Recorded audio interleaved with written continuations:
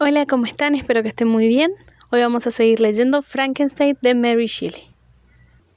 Vamos a seguir leyendo y hoy por el capítulo 20. Comenzamos. Una noche estaba sentado en mi laboratorio. El sol se había ido y acababa de aparecer la luna sobre el mar. No tenía suficiente luz y me quedé sin hacer nada, absorto en reflexiones que se preguntaban si debía abandonar mi tarea durante la noche o apresurar su conclusión. Mientras me hallaba sentado, vinieron a mi mente una serie de pensamientos que me llevaron a analizar la tarea que estaba haciendo. 3 años antes, con el mismo trabajo, había creado un ser maligno cuya maldad me llenó de remordimiento. Estaba a punto de crear otro ser cuyas disposiciones ignoraba y podía llegar a ser 1000 veces más malo que el anterior y gozar con el asesinato y la perversión. Él había jurado alejarse de los hombres y refugiarse en los desiertos, pero ella no, y esa criatura que seguramente iba a tener cerebro dotado de razón, podía negarse a aceptar un pacto que había sido acordado antes de su creación. Hasta era posible que se odiaran. El ser que ya tenía vida y que maldecía su deformidad, ¿no era posible que la rechazara cuando viera esa figura femenina? También podía ocurrir que ella no aceptara a su compañero y se sintiera atraída por la belleza del hombre. Era posible que lo dejara y él se quedara de nuevo solo, furioso, contra un ser de su misma especie. Aunque abandonaran Europa y se instalaran en los desiertos del Nuevo Mundo, una de las primeras consecuencias de sus simpatías y que el monstruo anhelaba eran los niños, y una raza de demonios poblaría la tierra, que podía convertir a la raza humana en una existencia terrorífica. ¿Tenía derecho a castigar así las generaciones venideras? Me habían perturbado los argumentos del ser que creara, me habían confundido sus amenazas, pero ahora, por vez primera, me di cuenta de la perversión de mi promesa. Temblé al pensar que en un futuro podían maldecirme como alguien que compró su propia paz egoísta al precio de toda la existencia de la raza humana. Mi corazón se detuvo cuando al alzar la vista observé, a la luz de la luna, el rostro del monstruo en la ventana. Una sonrisa horrorosa le plegaba los labios mientras contemplaba mi tarea. Me había seguido en mis viajes, vagando por los bosques, oculto en cuevas o buscando refugio en sitios salvajes y desiertos, y llegaba para ver mis progresos y reclamarme el cumplimiento de mi promesa. Su rostro tenía un grado elevado de malignidad. Recordé con una sensación demencial la promesa que le hice de crear otro ser que fuera similar a él, y temblando rompí en pedazos la cosa en la que estaba trabajando. El monstruo me vio destruir la criatura de cuya existencia futura dependía su felicidad, y con un aullido de satánica desesperación huyó. Salí del cuarto mientras cerraba la puerta, me juré no volver a mi tarea, con pasos temblorosos me dirigí a mi propia vivienda. Estaba solo, nadie había para acompañarme y borrar esa tristeza y aliviarme de esa opresión que me enfermaba. Transcurrieron varias horas y permanecí en mi ventana mirando el mar. Estaba sereno porque los vientos habían disminuido y toda la naturaleza descansaba bajo la mirada calma de la luna. Solo unos barcos de pesca surcaban las aguas y de ratos la brisa traía las voces cuando los pescadores hablaban entre sí. Sentía el silencio, pero no comprendía su extrema profundidad, hasta que percibí de pronto el ruido de los remos de la costa y alguien desembarcó cerca de mi vivienda. Pocos minutos después oí ruidos en mi puerta, como si alguien quisiera abrirla suavemente. Temblaba de pies a cabeza, imaginaba quién era mi visitante, y quise despertar a un campesino que habitaba en una cabaña vecina a la mía. Me invadió una sensación de inercia, parecida a la que me atacaba en mis alucinaciones, cuando se es consciente de un peligro inminente, pero no puede abandonarse el lugar. Oí pasos en el pasillo, se abrió la puerta, y apareció el ser que más temía. Cerró la puerta, se acercó y susurró: ¿Qué es lo que persigues al destruir la tarea que habías comenzado? ¿Romperás tu promesa? He soportado todo, Abandoné Suiza junto contigo, me deslicé por las orillas del Rin, llenas de sauce, y por las cumbres de las montañas. Viví muchos voces en los bosques de Inglaterra y entre los páramos de Escocia. Padecí cansancio, hambre y frío, ¿y te atreves a destruir mi ilusión? Vete, traicionaré mi promesa porque nunca crearé un ser con tu deformidad y tu maldad. Anteriormente razoné contigo, pero eres indigno de mi complacencia. Recuerda que tengo poder. Tú crees que eres un miserable, pero te puedo hacer tan desdichado que la luz del día te parecerá repulsiva. Tú serás mi creador, pero yo soy tu amo. Obedece. Mi indecisión ya pertenece al pasado, y ha llegado la hora de tu poder. Tus amenazas no pueden llevarme a realizar un acto perverso, y me confirma que no crearé una compañera para ti en el mal. Voy a dejar a sangre fría la tierra en manos de un demonio cuyo goce es matar y pervertir. Vete, mantendré lo que digo y tus palabras solo aumentarán mi furia. El monstruo vio la determinación de mi rostro y rechinó de cólera sus dientes. ¿Puede ser que todo hombre tenga su esposa para abrazarlo y cada bestia su pareja, mientras yo permanezco en soledad? Tuve buenos sentimientos que fueron destruidos por el odio y el desprecio. Tú puedes odiar, pero espera, de aquí en más tus horas transcurrirán en el horror y la miseria, y muy pronto el cerrojo se correrá para tu felicidad. ¿Crees que podrás ser feliz mientras yo me arrastro en la desgracia? Podrás destruir todas mis pasiones, pero la venganza perdurará, la venganza que de aquí en más será más querida por mí que la luz y el alimento. Puedo morir, pero tú, mi tirano, maldecirás el sol que te ilumina. Ten cuidado, porque no sé de temores y soy poderoso. Esperaré con la astucia de una serpiente para volcar mi veneno. Hombre, te arrepentirás de haberme lastimado. Calla, demonio, no envenenes más el aire con tu maldad. Ya te enteraste de mi decisión y no me acobardo ante tus palabras. Déjame solo, pues soy inexorable. Está bien, me iré, pero recuerda esto, estaré presente en tu noche de bodas.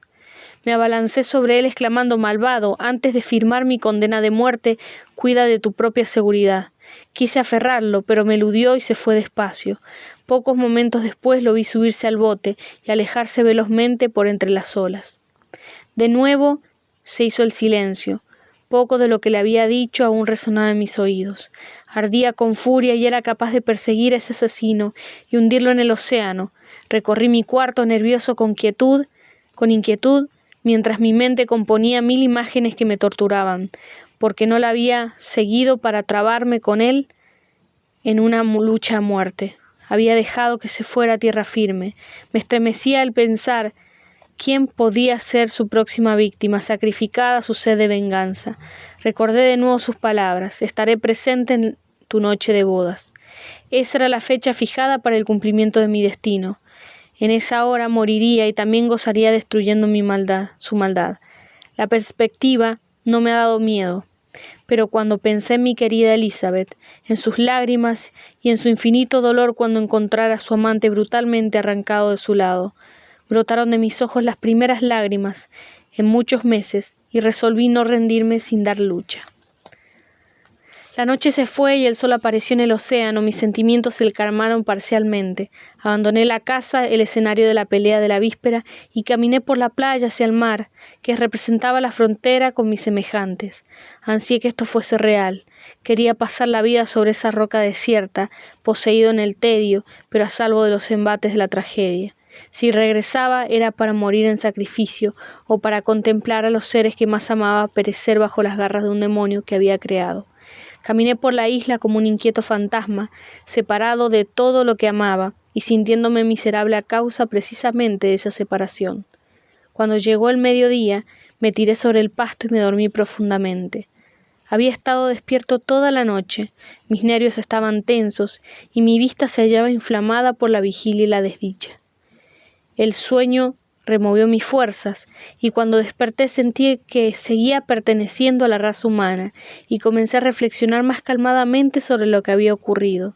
Las palabras del demonio resonaban en mis oídos como un toque de difuntos. Aparecían como si fuera un sueño, pero eran opresivas y nítidas como la realidad. El sol caía y todavía seguía sentado en la playa.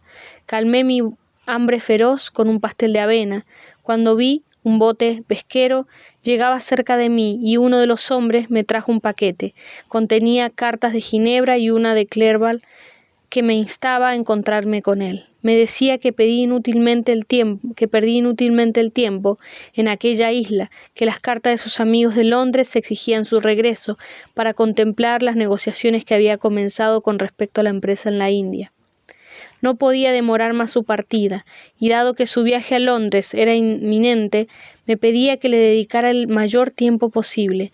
Me pedía que abandonara la isla solitaria y nos encontráramos en Perth, para seguir juntos el viaje hacia el sur. Esta carta me devolvió lentamente a la vida y decidí irme de la isla en 2 días. Pero antes de mi partida, debía cumplir con una labor que me producía estremecimiento: empaquetar mis elementos de química, y para tal fin tenía que entrar en ese recinto que odiaba. También debía manipular esos utensilios que me producían repulsión.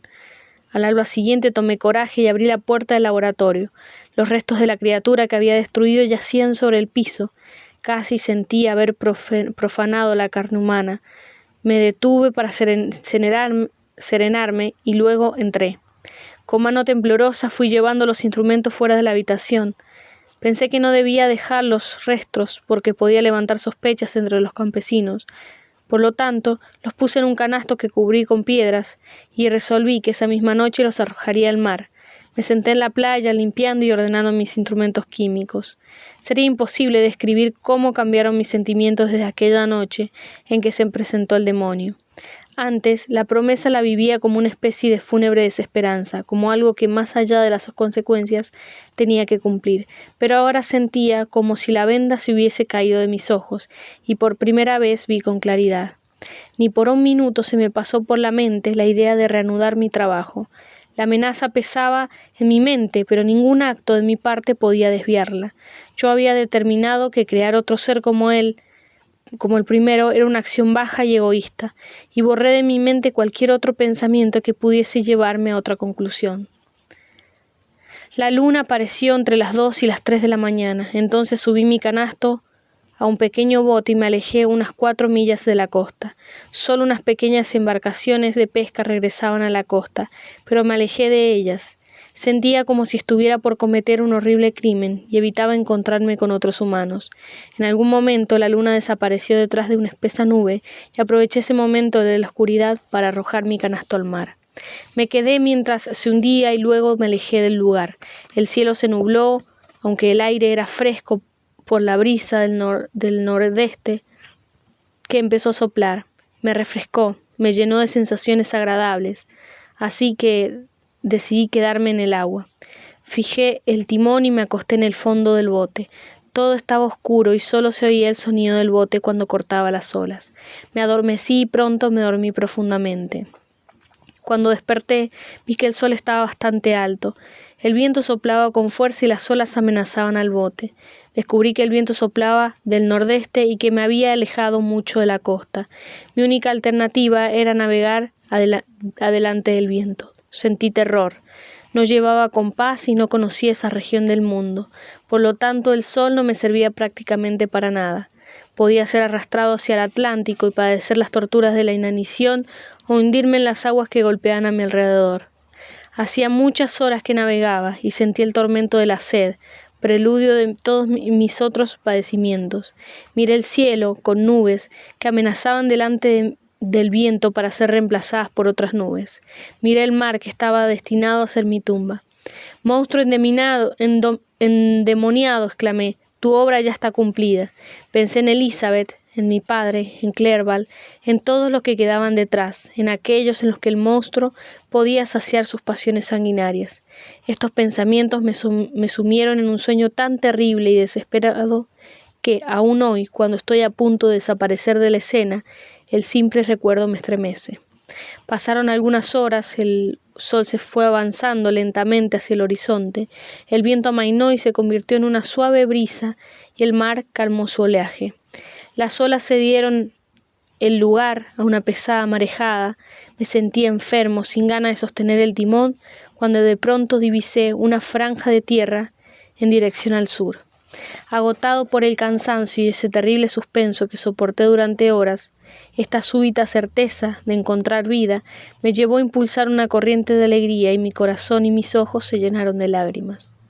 Qué ligeros son nuestros sentimientos y qué raro es ese amor a la vida que persiste aún en medio de las desgracias.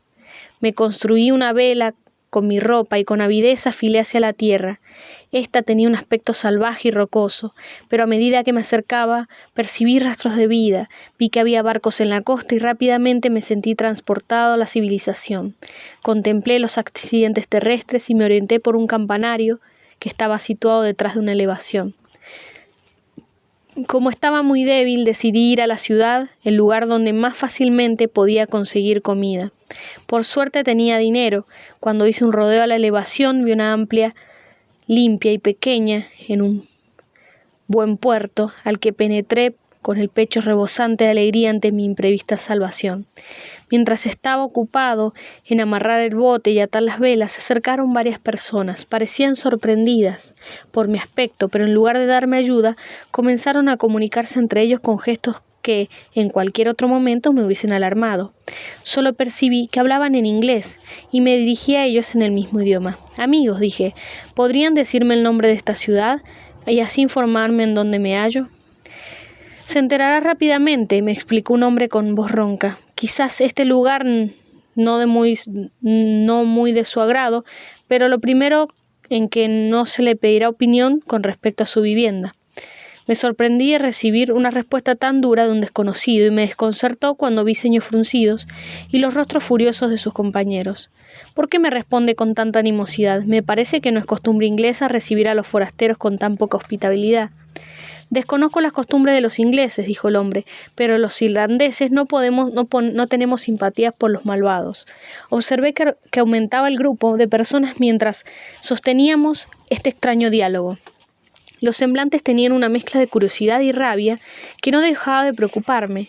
Solicité me guiaran hacia la posada, pero nadie lo hizo. Entonces avancé y un murmullo surgió de la multitud, que me seguía cuando un hombre de mala traza se acercó y me tocó el hombro. «Venga, señor», me dijo, «deberá seguirme a la oficina de Kirwin para rendir cuentas». «¿Quién es el tal Kirwin? ¿Y por qué tendré que ir a rendirle cuentas? ¿No estamos en un país libre?» «Sí, bastante libre para gente decente.